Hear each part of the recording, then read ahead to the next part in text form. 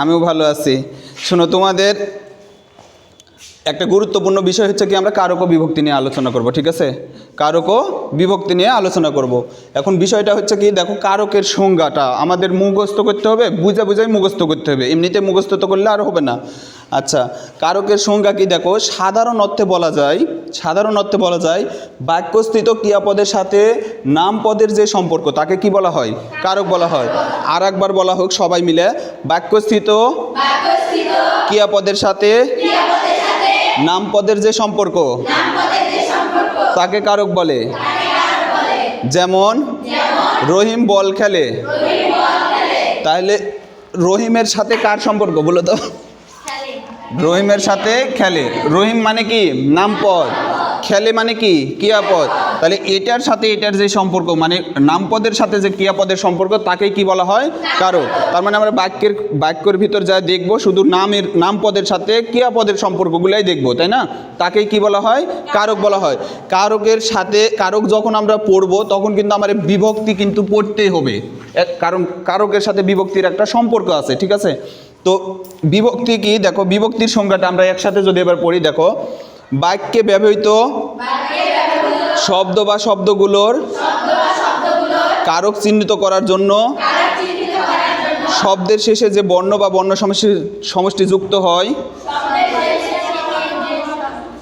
তাকে কি বলা হয়? বিভক্তি বলে।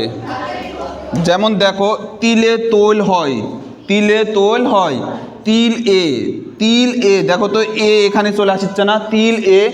এবার দেখো তো এই এটা কোন বিভক্তির ভিতর আছে? এই দেখো এটা, তার মানে কি এটা সপ্তমী বিভক্তি বলতে হবে। ঠিক আছে, তার মানে আমরা এইখানে যে বিভক্তিগুলো দেখতে পাচ্ছি এগুলাই আমরা দেখতে পাবো। আর একবার বলি, দেখো বাক্যে ব্যবহৃত শব্দ বা শব্দগুলোর কারক চিহ্নিত করার জন্য শব্দের শেষে যে বর্ণ বা বর্ণ সমষ্টি যুক্ত হয় তাকে কি বলা হয়? বিভক্তি বলা হয়। যেমন আমরা এখানে এ দেখতে পাচ্ছি, এরকম আমরা এগুলো দেখতে পাবো। আচ্ছা, বিভক্তি আমাদের কয় প্রকার বলো তো? 7 প্রকার। বিভক্তি কয় প্রকার? 7 প্রকার। প্রথমা বিভক্তি, দ্বিতীয়, তারপরে তৃতীয়, চতুর্থ, পঞ্চমী, তারপরে ষষ্ঠী, তারপরে সপ্তমী, মানে এই 7টা আমাদের বিভক্তির প্রকারভেদ। তাহলে প্রথম মানে কি? প্রথমে মানে শূন্য বিভক্তি। ঠিক আছে, মানে কোনো বিভক্তি না থাকলে শূন্য বিভক্তি, মানে এগুলা যদি না থাকে আর কি। দ্বিতীয় কি? কেরে। তৃতীয় কি? দ্বারা দেয়া কর্তৃক। চতুর্থ কি? কেরে সম্প্রদান, এটা চতুর্থ কি? কেরে সম্প্রদানে ব্যবহার হবে। পঞ্চমী কি? হতে থেকে চেয়ে। পঞ্চমী কি? হতে থেকে চেয়ে। ষষ্ঠী কি? র এর। সপ্তমী কি? এ অ তে এতে। ঠিক আছে, আমরা অবশ্যই এটা মুখস্থ করব, তারপরে আমরা কিন্তু বিভক্তি নির্ণয় করতে পারবো না বা কারক নির্ণয় করতে পারবো না। আচ্ছা, এখানে আমরা চলে আসি, তারপরে দেখো সেটা হচ্ছে কি কারকের প্রকারভেদ। কারক কত প্রকার বলো তো? 6 প্রকার। কারক হচ্ছে কয় প্রকার? 6 প্রকার। এটাও আমাদের মুখস্থ করতে হবে। সেটা কি?